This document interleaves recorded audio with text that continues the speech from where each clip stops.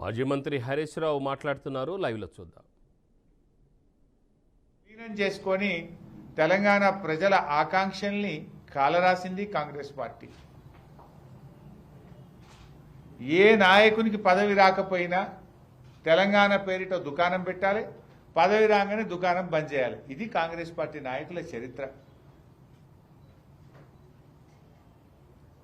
ఎందుకంటే కాంగ్రెస్ పార్టీ మొదటి నుంచి కూడా మీరు అన్యాయమే చేసిండ్రు. వద్దంటే తెలంగాణను ఆంధ్రలో కలిపిండ్రు. ఫజల్ అలీ కమిషన్ రిపోర్ట్ను బుట్టదాఖలు చేసిండ్రు. 69 ఉద్యమంలో 369 మందిని కాల్చి చంపిండ్రు. ఆ తర్వాత ప్రజాసమితిని 11 ఎంపీలు గెలిపిస్తే వాళ్ళను కాంగ్రెస్లో కలుపుకొని ప్రజల ఆకాంక్షల్ని కాలరాసిండ్రు. ఇది కాంగ్రెస్ చరిత్ర. 2001లో కేసీఆర్ గారు పార్టీ పెట్టకపోతే, కేసీఆర్ పోరాడకపోతే అసలు తెలంగాణ మాటే లేదు కదా. 2001లో కేసీఆర్ పార్టీ పెట్టకముందు తెలంగాణ శాసనసభలో, ఆంధ్రప్రదేశ్ శాసనసభలో తెలంగాణ పదం నిషేధించిండ్రు. ఎవరన్నా ఎమ్మెల్యే అసెంబ్లీలో లేచి నా తెలంగాణ అంటే, ఏ తెలంగాణ అనే పదం అసెంబ్లీలో నిషేధించడం, నువ్వు తెలంగాణ అనొద్దు, వెనుకబడ్డ ప్రాంతం అనాలి. ఇది నాటి పరిస్థితి. ఎవరు దీనికి కారణం? 50 ఏళ్ళు ఈ రాష్ట్రాన్ని పాలించిన కాంగ్రెస్ కావచ్చు, 16 ఏళ్ళు పాలించిన తెలుగుదేశం. 66 ఏళ్ళ మీ పాలనలో ఏం చేసిండ్రు? జై తెలంగాణ అనే పదాన్ని నిషేధించిండ్రు. అసెంబ్లీలో ఎమ్మెల్యేలు ఎవరు తెలంగాణ పదం ఎత్తే అవకాశమే లేకుండా చేసిన రోజుల్లో కేసీఆర్ గారు పార్టీ పెట్టి తెలంగాణ సాధించారు. కేసీఆర్ పార్టీ పెట్టకపోతే అసలు తెలంగాణ పదమే లేదు కదా. తెలంగాణ రాష్ట్రం ఎక్కడిది? తెలంగాణ అనే పదమే లేకుండా చేసిన చరిత్ర మీది. ఇక మేము తెలంగాణ ఇచ్చినామని చెప్తే దయాలు వేదాలు వలిచినట్టు కాదు ఇది. ఆ రోజు 2004లో ఇదే టీఆర్ఎస్ పార్టీతోని కాంగ్రెస్ పొత్తు పెట్టుకొని మీకు తెలంగాణ ఇస్తామని నమ్మబలికింది. కేసీఆర్ గారు నేను కేంద్ర ప్రభుత్వంలో చేరను అంటే కామన్ మినిమం ప్రోగ్రాంలో పెడుతున్నాము తెలంగాణ, రాష్ట్రపతి నోట ఉభయ సభల్లో చెప్పిస్తాం, మీకు తెలంగాణ ఇస్తామని కేసీఆర్ గారికి హామీ ఇస్తే కేంద్ర కేబినెట్లో చేరారు. తర్వాత జరిగింది ఏందో మనందరికి తెలుసు. తెలంగాణ ఇవ్వకపోగా టీఆర్ఎస్ ఎమ్మెల్యేలను ఒక్కరిని కాంగ్రెస్ పార్టీలు చేర్చుకునే ప్రయత్నం చేసిండ్రు. ఉద్యమాన్ని కాలరాసే ప్రయత్నం చేసిండ్రు. కామన్ మినిమం ప్రోగ్రాంలో పెట్టి ప్రణబ్ ముఖర్జీ గారితో ఒక కమిటీ చేసిండ్రు కన్సెన్సస్ తేవడానికి. కానీ కాంగ్రెస్ పార్టీ కానీ ప్రణబ్ ముఖర్జీ గారు కానీ కన్సెన్సస్ కోసం ఏం ప్రయత్నం చేయలేదు. కానీ కేసీఆర్ గారు కేంద్రంలో మంత్రిగా ఉండి ఆయన చేసిన పని తెలంగాణ పని. ఆర్ఎస్ఎస్ ఆఫీస్ నుంచి ఆర్ఎస్యు ఆఫీస్ దాకా గల్లీ గల్లీ తిరిగి 32 రాజకీయ పార్టీలను ఈ దేశంలో ఒప్పించి మెప్పించి తెలంగాణకు అనుకూలంగా లేఖలు తెచ్చి ప్రణబ్ ముఖర్జీ గారికి సబ్మిట్ చేసింది కేసీఆర్. కాంగ్రెస్ తెచ్చింది ఎక్కడన్నా? 32 రాజకీయ పార్టీలను ఒప్పించి తెలంగాణకు అనుకూలంగా లేఖలు తెప్పించింది కేసీఆర్ కాదా? ఇది చరిత్రలో లేదా? మేమేమో దేశ రాజకీయ వ్యవస్థను ఒప్పించే ప్రయత్నం కేసీఆర్ గారు చేస్తే, ఇక రాజశేఖర రెడ్డి గారు ముఖ్యమంత్రిగా ఉండేవారు. ఏ తెలంగాణ ఇస్తానికి ఏమన్నా సిగరెట్టా బీడా? 100 కోట్ల మంది ఒప్పుకుంటే తెలంగాణ, హైదరాబాద్ పోవాలంటే పాస్పోర్ట్ వీసా కావాలి. ఈ రకంగా రెచ్చగొట్టే చర్యలు చేసింది కాంగ్రెస్ పార్టీ. అయినా కేసీఆర్ గారు ఆయన ఓపికతో ఒక్కొక్క పార్టీని తెలంగాణ గోస, తెలంగాణ బాధను చెప్పి 32 రాజకీయ పార్టీలను ఒప్పించి ప్రణబ్ ముఖర్జీ గారి కమిటీకి రిపోర్ట్ సబ్మిట్ చేశాం. అయినా కేంద్ర ప్రభుత్వం తెలంగాణ ఇవ్వలే. చివరికి కేసీఆర్ గారు కేంద్ర మంత్రి పదవికి, ఎంపీ పదవికి కూడా రాజీనామా చేసి మళ్లీ ఉద్యమానికి శ్రీకారం చుట్టిండ్రు కేసీఆర్ గారు. మీరు 5 ఏళ్ల అధికారంలో ఉన్నా, కామన్ మినిమం ప్రోగ్రాంలో పెట్టినా, రాష్ట్రపతి నోట ఉభయ పార్లమెంట్ సభల్లో చెప్పినా, దేశంలోని 32 రాజకీయ పార్టీలు ఒప్పుకున్నా తెలంగాణ ఇయ్యకుండా మోసం చేసిన పార్టీ కాంగ్రెస్ కాదా? ఒకవేళ మీరు ఆ రోజే తెలంగాణ ఇచ్చుంటే ఎందుకు ఇంతమంది పిల్లలు బలిదానాలు చేసుకునేవాళ్ళు? ఎందుకు ఇన్ని చావులకు కారణం కాంగ్రెస్ పార్టీ కాదా? ఈ చావులకు కారణం ఇచ్చిన మాట ప్రకారంగా 2004 నుంచి 9 దాకా మీరు అధికారంలో ఉన్నారు. దేశ రాజకీయ వ్యవస్థ ఒప్పుకున్నది. మీరు ప్రజలకు మాట ఇచ్చారు. టీఆర్ఎస్తో పొత్తు పెట్టుకొని తెలంగాణ ఇవ్వకుండా దీన్ని ఎగబెట్టింది కాంగ్రెస్ కాదా? చివరికి మళ్ళీ కేసీఆర్ గారు అయితే నా శవయాత్ర లేకపోతే తెలంగాణ జైత్రయాత్ర అని ఆయన బయలుదేరినాడు. ఆమరణ నిరాహార దీక్ష ప్రకటించిండు కేసీఆర్ చచ్చుడో తెలంగాణ వచ్చుడో అనేటువంటి నినాదంతో ఆమరణ నిరాహార దీక్షకు కూర్చున్నాడు కేసీఆర్. ఆ దీక్షకు కూడా కూర్చోనీయకుండా కేసీఆర్ను అరెస్ట్ చేసి తెలంగాణ ఉద్యమం లేదని ఆంధ్ర సరిహద్దుల్లో ఖమ్మం జైల్లో పెట్టింది కూడా కాంగ్రెస్ పార్టీయే కదా. ఖమ్మం తీసుకపోతే తెలంగాణ ఉద్యమం ఉండదు, తెలంగాణ రాకుండా చేయొచ్చు అని ఖమ్మం జైల్లో కేసీఆర్ను పెట్టింది కూడా కాంగ్రెస్ పార్టీయే కదా. జైల్లో పెట్టిన నిరాహార దీక్ష కొనసాగి 11 రోజులు ప్రాణం సహితం వదలడానికి సిద్ధపడి కేసీఆర్ యొక్క పోరాట ఫలితం కదా డిసెంబర్ 9వ తేదీ ప్రకటన. డిసెంబర్ 9 ప్రకటన. ఆ రోజు నేను కేసీఆర్ గారితో ఉన్నా. ఢిల్లీ నుంచి చిదంబరం గారు మన ఆచార్య జయశంకర్ సార్కి ఫోన్ వచ్చింది. మేము ప్రకటన చేస్తాం, కేసీఆర్ గారిని దీక్ష విరమించండి అని. ఉత్తుత ప్రకటన అయితే ఒప్పుకోము, తెలంగాణ రాష్ట్ర ఏర్పాటు ప్రక్రియ ప్రారంభమైంది అని చెప్తేనే దీక్ష విరమిస్తా అన్నాడు కేసీఆర్. 2-3 సార్లు మాట్లాడిన తర్వాత మీరే రాసి పంపండి జయశంకర్ గారు అంటే, జయశంకర్ గారు కేసీఆర్ గారి సూచనలతో తెలంగాణ రాష్ట్ర ఏర్పాటు ప్రక్రియ ప్రారంభమైంది అని ఇంగ్లీష్లో ఆయన రాసిచ్చిన దాన్నే రాత్రిపూట చిదంబరం గారు ఢిల్లీలో ప్రకటన చేశారు. మరి ఇప్పుడు తెలంగాణ తెచ్చింది కేసీఆరా ఇంకెవరో సానుభూతితో ఇచ్చిండ్రా? నవంబర్ 29 లేకపోతే డిసెంబర్ 9 ప్రకటన లేదు. డిసెంబర్ 9 ప్రకటన లేకపోతే జూన్ 2వ తేదీ తెలంగాణ రాష్ట్రం ఏర్పడదు. అంటే కేసీఆర్ దీక్ష ఫలితం, తెలంగాణ ప్రజల పోరాట ఫలితం తెలంగాణ రాష్ట్రం. అసలు మీరు రాజీనామా చేయలే కదా. ఇవాళ సూసైడ్ నోట్స్ కూడా ఇక్కడ నేను తెచ్చాను. కాంగ్రెస్ ఎమ్మెల్యేలు రాజీనామా చేయలేదని, తెలుగుదేశం ఎమ్మెల్యేలు రాజీనామా చేయలేదని ఎంతోమంది పిల్లలు పాపం చనిపోయింది. ఈ రేవంత్ రెడ్డి ఆ రోజు తెలుగుదేశం ఎమ్మెల్యేగా ఉండి రాజీనామా చేయమంటే చేయకుండా పారిపోయినటువంటి వ్యక్తి తెలంగాణ ఉద్యమం కోసం.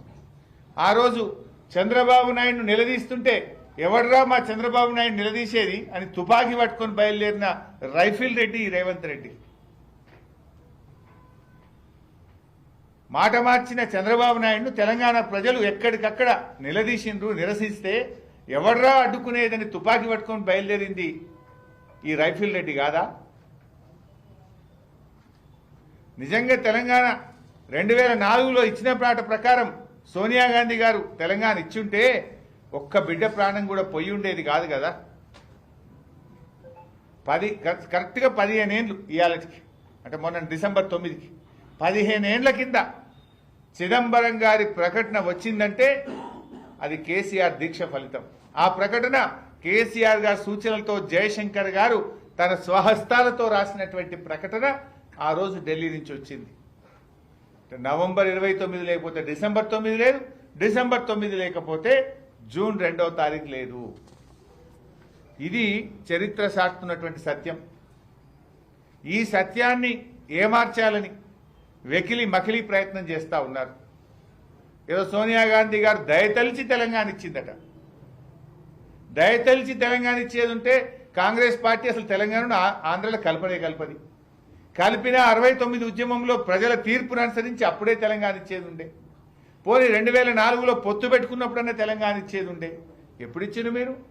కేసీఆర్ దీక్ష చేసి విద్యార్థులు, ప్రజలు, సమస్త తెలంగాణ 3 కోటి ప్రజలు రోడ్ల మీదకి వస్తే ఇంకా తప్పని పరిస్థితుల్లో ఇచ్చింది. దీని ఎట్లా ఉందంటే సోనియా గాంధీ గారు దయతలిచి ఇచ్చింది అని రేవంత్ రెడ్డి మాట్లాడే మాటలు వింటే నాకు ఒకటి గుర్తొస్తా ఉంది. ఇక నెహ్రూ గారు, గాంధీ గారు స్వాతంత్రం కోసం పోరాటం చేయలేదు, బ్రిటిష్ వాళ్ళు దయతలచి పోతూ పోతూ బ్రిటిష్ పార్లమెంట్లో బిల్లు పెట్టి ఇచ్చింది అన్నట్టు ఉన్నది రేవంత్ రెడ్డి చెప్పే మాటలు. ఇక నెహ్రూ, గాంధీ పోరాటం లేకపోతేనే స్వాతంత్రం వచ్చిందా మన దేశానికి? బ్రిటిష్ వాడు దయతలిచి గిట్ట స్వాతంత్రం ఇచ్చిపోయిందా? ఇక్కడ కూడా కేసీఆర్ పోరాట ఫలితం, తెలంగాణ ప్రజల పోరాట ఫలితం తెలంగాణ రాష్ట్రం వచ్చింది తప్ప ఎవరో దయతలిచి తెలంగాణ ఇవ్వలేదనేటువంటి విషయాన్ని వారు గుర్తుపెట్టుకుంటే మంచిది. అసలు తెలంగాణ కోసం రేవంత్ రెడ్డి ఒక్కనాడన్నా నువ్వు రాజీనామా చేసినావా? జై తెలంగాణ అన్నవా? అదే అప్పుడు జేఏసీ చైర్మన్గా ఉన్న కోదండరామ్ గారు అందరు ఎమ్మెల్యేలు రాజీనామా చేయాలంటే వెన్ను చూపి పారిపోయిన చరిత్ర రేవంత్ రెడ్డిది. ఆ రోజు ఎన్నో ఉద్యమాలు జరిగినాయి. మీరు జర్నలిస్టులు కూడా చేసిండ్రు. తెలంగాణ జేఏసీ పెట్టి జర్నలిస్టులు కూడా పోరాటం చేసిండ్రు. వంట వార్పులో రేవంత్ రెడ్డి లేడు, రహదారుల దిగ్బంధంలో లేడు, రైలు రోకోలో లేడు, మిలియన్ మార్చ్లో లేడు, సకల జనుల సమ్మెలో లేవు, సాగర్ ఆహారంలో లేవు. ఎన్నడన్నా ఒక్కనన్నా ఉద్యమంలో పాల్గొన్నావు? నువ్వు ఎంత తక్కువ మాట్లాడితే అంత మంచి తెలంగాణ గురించి రేవంత్ రెడ్డి. నువ్వెంత ఎక్కువ మాట్లాడితే నీ యొక్క ద్రోహ చరిత్ర, ఆ రెండు కళ్ళ సిద్ధాంతి సేవలో నువ్వు ఉన్న పాత జ్ఞాపకాలన్నీ మాకు గుర్తొస్తున్నాయి. అసలు తెలంగాణ గురించి మాట్లాడే నైతిక హక్కే రేవంత్ రెడ్డికి లేదు. ఏం చేసినావు నువ్వు తెలంగాణ ఉద్యమం కోసం? ఒక్క కేసైనా ఉన్నది అని మీద? మా మీద 350 కేసులు ఉండే ఆ రోజు. 350 కేసులు ఉండే మా మీద. అరెస్ట్ అయ్యి జైళ్ళల్లో ఉన్నాం మేము ఆ రోజు.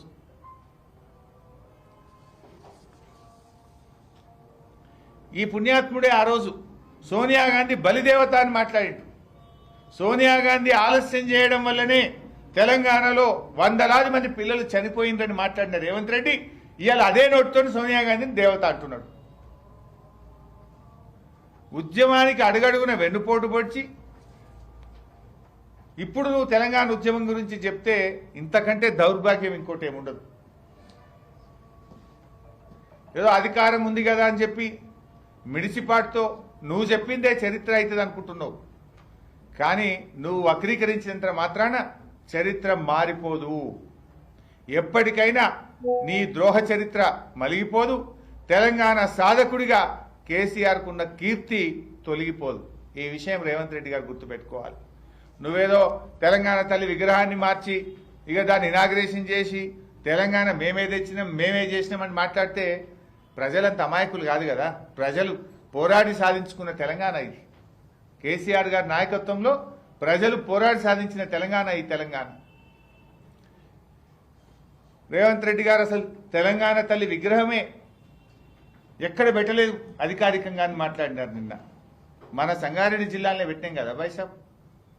ఇగో జూన్ 2, 2015 మన సంగారెడ్డి కలెక్టరేట్లో ఆ రోజు రాహుల్ బొజ్జా కలెక్టర్, ప్రస్తుతం ఇరిగేషన్ ప్రిన్సిపల్ సెక్రటరీగా ఉన్న రాహుల్ బొజ్జా గారు ఆ రోజు మన జిల్లా కలెక్టర్. మన సంగారెడ్డి కలెక్టరేట్లో తెలంగాణ తల్లి విగ్రహాన్ని అధికారికంగా పెట్టినాం ఆ రోజు జూన్ 2, 2015 సంవత్సరం.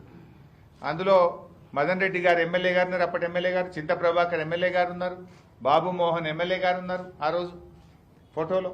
ఇది అధికారికంగా రాష్ట్ర ప్రభుత్వం తరఫున ఆ రోజు రాష్ట్ర ఆవిర్భావ దినోత్సవ సందర్భంగా ఆ రోజు తెలంగాణ తల్లి విగ్రహాన్ని సంగారెడ్డి కలెక్టరేట్లో పెట్టాం కదా.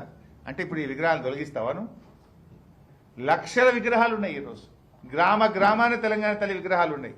దేశ విదేశాల్లో తెలంగాణ విగ్రహాలు ఉన్నాయి. అంటే ఇవన్నీ తొలగిస్తావా రేవంత్ రెడ్డి గారు? ఆ రోజు ఇది ఇనాగ్రేషన్ ఫోటో. అమరవీరుల స్తూపం కూడా పెట్టినాం మన కలెక్టరేట్లో. అమరుల స్తూపం పెట్టినాం, తెలంగాణ తల్లిని ఆవిష్కరించినాం. ఈవెన్ కేసీఆర్ గారు కూడా జూన్ 22, 2023 నాడు మన అమరుల స్మారక చిహ్నం ప్రారంభం చేసిన రోజు కూడా తెలంగాణ తల్లి కాంస్య విగ్రహాన్ని, దగదగలాడే తెలంగాణ తల్లి కాంస్య విగ్రహాన్ని సెక్రటరియట్ ఎదురుగా అమరుల స్మారక చిహ్నంలో కూడా పెట్టడం జరిగింది. ప్రపంచంలో ఎవరు కూడా ఇట్లా తల్లులు, ఇప్పుడు కర్ణాటక మనకి ఇంతకుముందు మన రాష్ట్రంలో కూడా తెలుగు తల్లి ఉండే. తెలుగు తల్లి మరి కాంగ్రెస్ పోయి తెలుగుదేశం వచ్చింది, తెలుగుదేశం పోయి కాంగ్రెస్ వచ్చింది. ఎవరు తెలుగు తల్లిని మార్చలే కదా. కన్నడ తల్లిని ఎవరు మార్చలే కదా. తమిళ తల్లిని ఎవరు మార్చలే కదా. భారత మాతను ఎవరు మార్చలే కదా. ఇప్పుడు నెహ్రూ గారు పెట్టిందని భారత మాతను ఇందిరాగాంధీ పెట్టిందని గిట్ట బీజేపీలో వచ్చినాక మార్చిండ్రా? నువ్వు మార్చాల్సింది ప్రజల బతుకు తెరువు. మార్పు మార్పు అన్నావు. నువ్వు చెప్పే మార్పు ఇదేనా?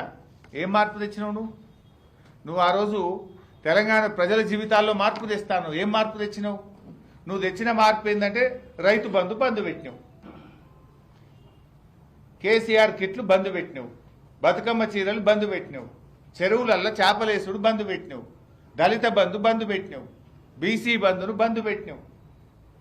నువ్వు తెచ్చిన మార్పు ఏంటంటే విద్యార్థులు రెసిడెన్షియల్ గురుకుల పాఠశాలల్లో వేల సంఖ్యలో దవాఖాన పాలు, 49 మంది పిల్లలు చనిపోవడం. ఇది నువ్వు తెచ్చిన మార్పు.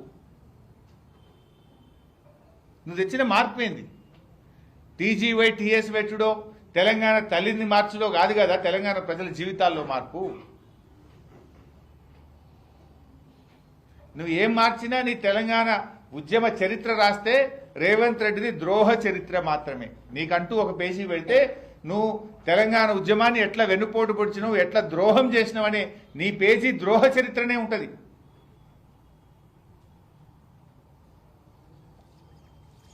తర్వాత బైసాబ్ ఇక మన జిల్లాకు సంబంధించి ఒక చిన్న ఇంపార్టెంట్ ఇష్యూ ఏంటంటే కొంచెం పబ్లిక్ ఇష్యూస్ బైసాబ్ కొంచెం మంచిగా జిల్లా పేజీలో కూడా ప్రముఖంగా ఇవ్వాలని మా రిక్వెస్ట్. ఈరోజు మేమందరం ఈ వేదిక మీద ఉన్న ముఖ్య నాయకులము, గౌరవనీయులు మా జిల్లా పార్టీ అధ్యక్షులు సంగారెడ్డి ఎమ్మెల్యే చింతా ప్రభాకర్తో కలిసి సంగారెడ్డి కలెక్టర్ గారికి ఒక రిప్రజెంటేషన్ ఇచ్చాము. ఇప్పుడే ఆవిడకి ఇచ్చిన కాపీ ఇది. కలెక్టర్ గారికి ఒక రిప్రజెంటేషన్ ఇచ్చి పలు అంశాల మీద కలెక్టర్ గారికి చెప్పడం జరిగింది.